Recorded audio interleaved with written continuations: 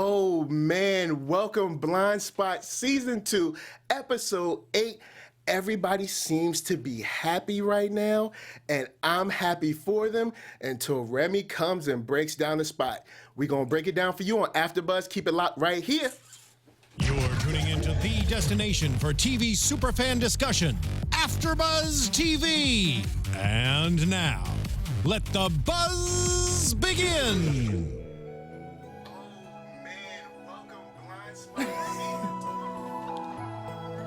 I feel really good inside right now. Yes, I feel like the end of this episode when everybody was so joyous and happy. I'm glad I have you, man. I'm glad That's I how I'm have feeling. you. That's how that episode really made us feel. Totally. Welcome to the After Show. I am your host, Michael One Young. So you can see me on Twitter or Instagram, everywhere at ONEYOUNGSTA. And this is my welcoming, super action-packed co-host. I like that. Nick, what's up, man? What's up, everyone? You can find me everywhere, Nick Mardi 13, MARDI 13, and on YouTube at The Latest Late Show with Nick Mardi. Thanks so much for having me. I'm excited to be on the show once again. Yes, man. We had a week off, but we're back. So, how do you feel? I think we can agree this was a great episode. I think we have 2 episodes. This season has been solid, but I think the last 2 episodes are probably my favorite of the season so far. Like, I've had a lot of fun with this episode, these last 2 especially. Whew, there's been a lot of different characters, a lot of different personalities. Yeah, it's been fun. Yeah, a lot of fun. So I guess the first thing we can get in, we're going to break down a couple of, there's so many relationships in this episode, guys. So many relationships. Yeah. And we're checking the chat too, so don't forget to holler at us in the chat. Miranda already says I'm not happy. Oh, tell us, Miranda. Oh, man. Not happy about what? But we're going to find out. First, let's talk about Reed and Zapata. Yep. We start out the episode with them in the car kind of talking about the missing knife and how she took it from evidence. And just, you could see that she was feeling the pressure because she's done something. I mean, she's, worked on both sides of the law, but I think she felt like she went a little further than she normally would have gone. Yeah, I completely agree. And she should feel that way. Yeah. She went into evidence and took the only evidence that proves that the smoking gun. It's bad. But in a way, it's good because she was there to protect Freddie. Yeah. And Freddie is a good guy. He got caught up in, this whole scandal with the old coach. And of course, as we saw, there were on that list last episode, there were 20 or 30 names. Yeah. So, I mean, I'm not saying that the guy deserved it, but the guy deserved it. I remember we discussed that. We all kind of felt like, yes. Yeah. And then they had this issue where they were trying to figure out a way to get it back into evidence and figured out the best way it was to just kind of I guess, plant the evidence on the guy that works in evidence, unfortunately.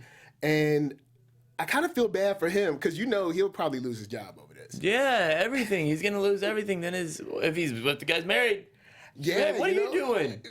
Man, you're messing up his livelihood. What kind of... Look, Reed and Zapata, But the good thing is that we get to see that Reed and Zapata have a closer relationship than I think they'll admit to each other. You know what I'm saying? I think we see that a lot in this series even, everyone has this tension between these couples that you want them to get together, they're just not, and at some point they have to. My guess was maybe third to last episode, second to last of this season, we're going to see one relationship work out. Yeah. Or at least I'm telling the producers, please. I like Reed and Zapata. I like their dynamic. I like how they act. And I just feel like, let's go on, let's get it moving. You can say that you love this girl, or you can say that you love this guy. It felt like she was about to say it, but she reeled it in a little bit. Yeah. And that was cool. It was cool to see that. It's cool to see them protect each other and just have each other's back. Yeah. Reed's really just there for her. Obviously, she walked into the party. I'm not trying to jump too ahead, but Zapata walked into the party feeling really uneasy. The most uneasy I've seen yet because she was acting very nonchalant throughout. Yeah. And so at this point, she walked to the party. I think it hit her. Yeah, I think everything that she's done. Even Reed was like, you realize you can go to jail for a very long time. And she was like, yes. And you can tell. But she was like, I'll do it for you. Yeah. And that's when you know. That's when this that song love is kicked strong. in. Yep. And I was like, oh my God. Yes. That's when that song kicked in. Can you kick that song in again? But that's when the song kicked in. You knew it was real. Totally. Like you knew it was the strength of their bond and connection was deeper than just regular partners, which was cool. But we got a nice little guest this episode that came on trying to stir up some problems. And his name is Matthew White. Your basic kind of government pencil pusher. Really trying to roadblock an obstacle course. We got things happening, man. Get out of our face. Yeah. Everyone knew it too, but he knew it. He was happy to be annoying everyone. Yeah, Pissed and me you can off. tell he has a thing between him and Nas don't get along. Yeah. Like they got some unfinished business, and I think he's coming at her a little harder than I think is even allowed to. But you know, he's there by himself. Throwing around his there. authority too, which you definitely saw. Even though it worked out. It kind of worked out in the end. Yeah, it was being, he was being told, hey, yo, you're gonna be, what is it called? Congratulated for bringing down this whole operation. You know, you're gonna be the guy that brought down Nico Marconi, which is the coolest name I was saying while watching this. It was a very cool name. How do you come up with that? He's like, Sandstorm is such a cliche operation name, but then this name, that somebody else thought of that one. And so I guess the core part of this episode that really, really brought us all together was the mission and the way the mission was portrayed. Totally. In different eyes. Yeah. And I love the fact that this was put together in such a way where you get to see everybody's perception of what went down. And we get to see the girl who's like kind of like revealed to be the hacker, or, you know, kind of like the tech end. Yeah. And, you know, she kind of tells her side. It's kind of like a straightforward story. She's like, this happened, and, you know, I came there last, and I don't really know too much. That kind of attitude, which was kind of funny because you knew that she knew more than she let on. I think it was with every single character that was involved in this mission. And, you know, to even point out further, I think most of these spy movies that we watch and action movies, when they're in interrogation, a lot of it is, oh, he said, she said, but we actually don't get to see them play it out.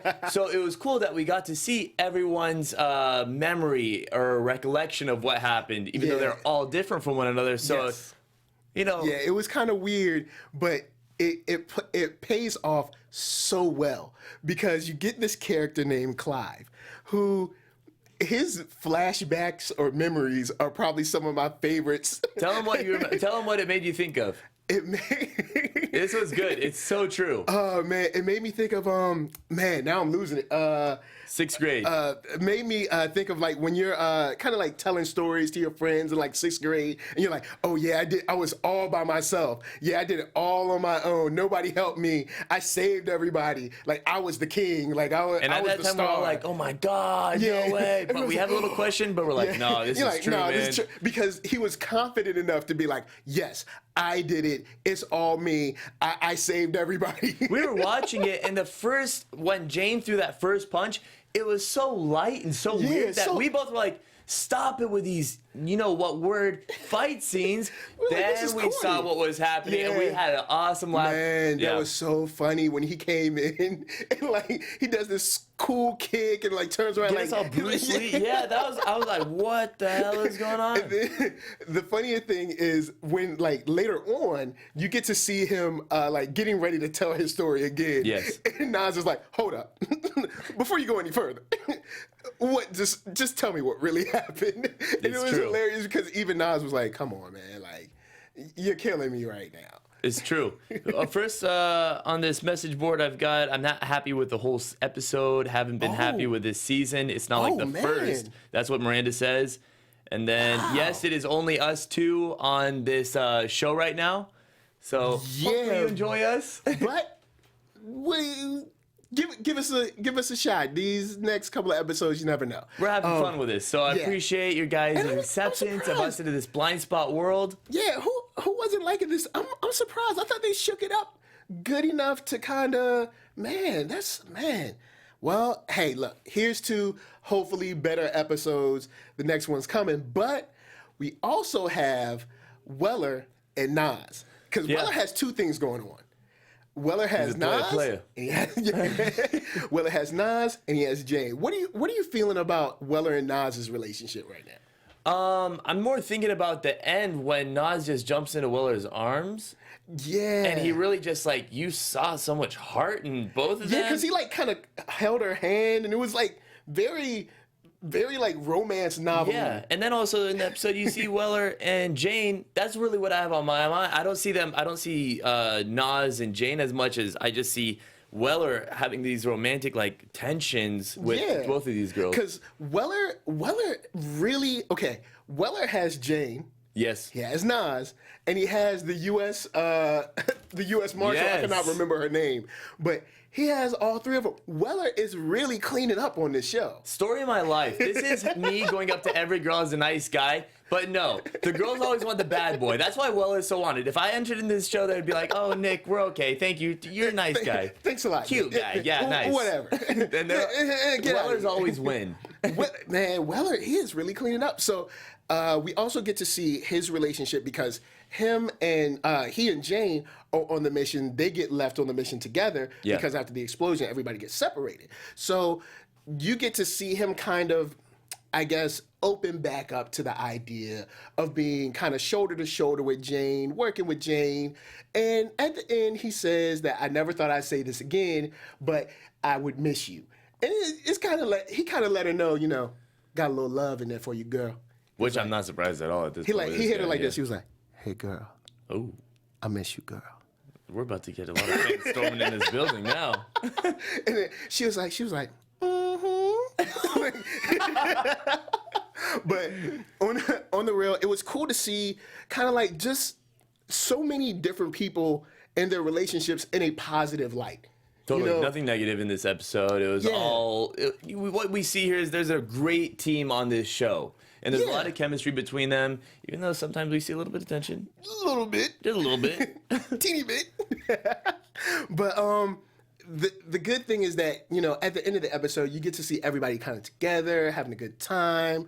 And that's what made this episode kind of stick out for me. Yeah. Now, the mission that they went on was crazy, but the good thing is that what set it all off was your girl Patterson. Yes. Patterson put this thing together just so well.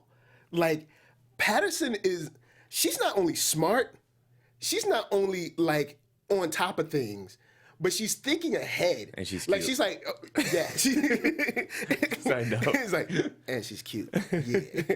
But, you know, she was like, I took the initiative, I set up the profiles for you guys, and I found this mission for you. We're going to go, you know, I mean, they have Nico Marconi because of Patterson. Like, Patterson she's like an unsung hero. Last in this episode, too. Yeah, last she was episode. ahead of Rich.com. Lab girl. Yeah, Lab Girl.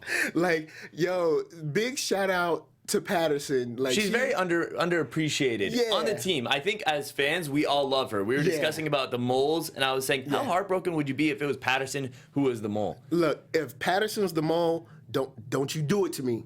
Don't you do it to me, NBC. I can't take it. No, I can't. But she's a genius. Yeah, it's like, man. And in the show. Speaking of relationships, we got to see her and the psychologist or psychiatrist, the doctor guy. Yes. The shrink. Yeah. At the end. We got to see them together at the end. So it's like Patterson is really coming up like gold every episode. Like very quietly being like a leader in this team.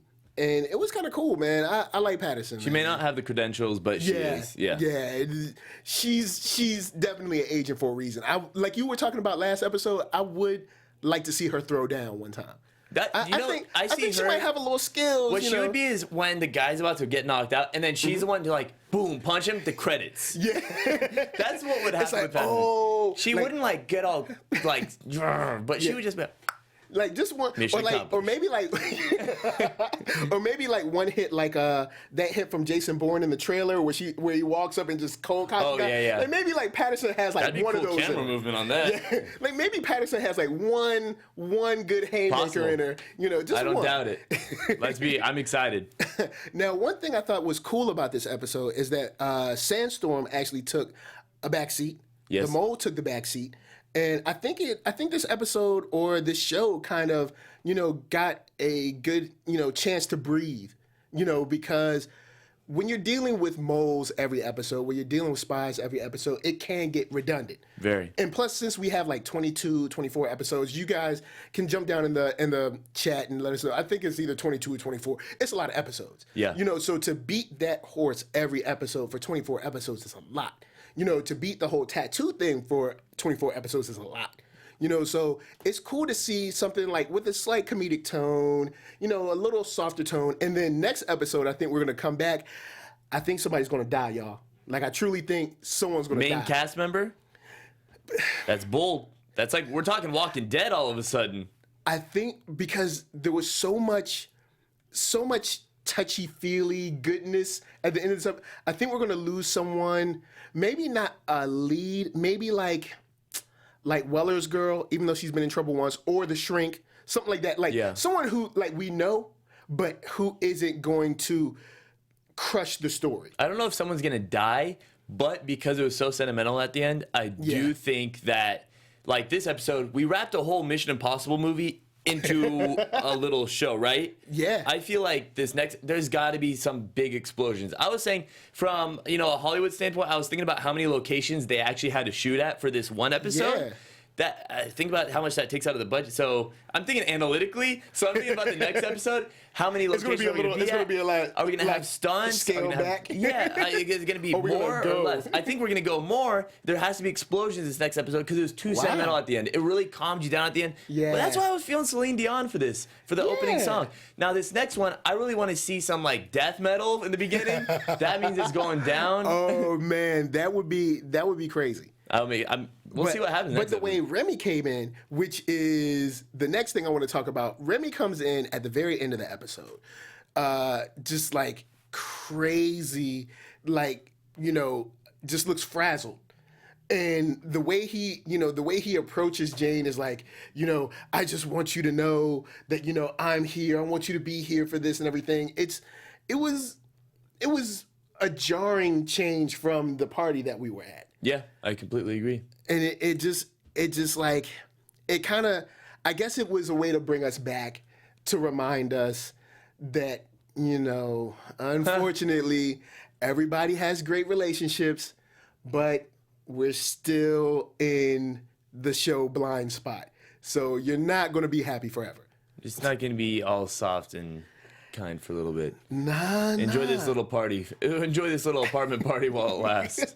I guess that's what we can take away from that. All right, cool. So let's see. Let me get somebody in the chat. What's going on in the chat right now? What are people talking about? Patterson is almost real world overpowered. You know what?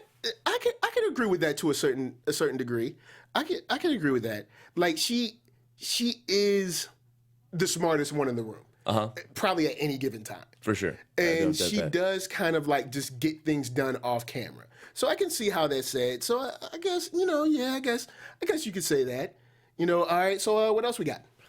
Let's see. I see some thank yous. I'm not sure their chemistry was very good, but I expected at least one of them, probably Katie, to keep doing it. Oh, we're talking about us. Oh, wow. I thought we were talking about the show. All right, so there's a lot of comments going on about you and I. Oh, wow. Good comments or bad comments? I'm getting more. I have faith in the new host. Thank you. Thank you. Thank you very much. Thank you, guys. Let's see. I got but it's hilarious. But anyway, but I do think Patterson is overpowered in a way, but I think they compensate from the the overpower of her by the way they kind of they captured Weller. Yeah. They had him behind enemy lines. And then they also set up this situation where they had to go through so many hoops to get back to Weller because you had Matthew White, you had the $20 million. You had the $20 million they had to get. Then you had Nico Marconi, who they didn't know anything, and Dr. Chin, which was a brand new variable that they never really. Who was a great actress. Yeah, because she sold that. Yeah, because she fooled those guys very easily. Totally. She faked the seizure. The guy came over. We knew Weller was gonna, For sure. Yeah, Weller had that something up his sleeve. Yeah. I didn't doubt it. Yeah, and the way Weller like took them out so matter-of-factly, you kind of knew he was always on his game. Yeah, but Chen, I mean, I think I have to say she's a very powerful tool in somebody's hands that wanted to take advantage of it in a negative way. And so that was pretty interesting. I mean, you got a bomb. You kind of have to wonder if roundabout way Sandstorm was involved. Maybe we'll find out later. Or maybe Nico Marconi is just a random person. I think it was a random person. Yeah. Or maybe works for like a random other government. You know, but I mean, he just sold Weller for $40 million. Yeah. You know, and then Chen, if he was saying, Chen, wait till what I have planned for you, like how much, I was thinking hundreds of millions of dollars for this bomb maker. I mean, she had this breaking technology. Yeah, it's crazy to, hopefully we'll uncover what was supposed to happen later, because I'm thinking that Nico Marconi could be a long-term villain. So, you think? Yeah, I think he so could you be a think long-term. he might escape? Maybe proxies outside of jail. But besides that, since we're already getting to it, let's go in and jump into predictions. And yeah. And now, your AfterBuzz TV predictions. So what do you think we're going to get next episode? What I would like and predict. Oh yeah, what would you like to see? I like. You know, I fell in love with the character of Rich.com.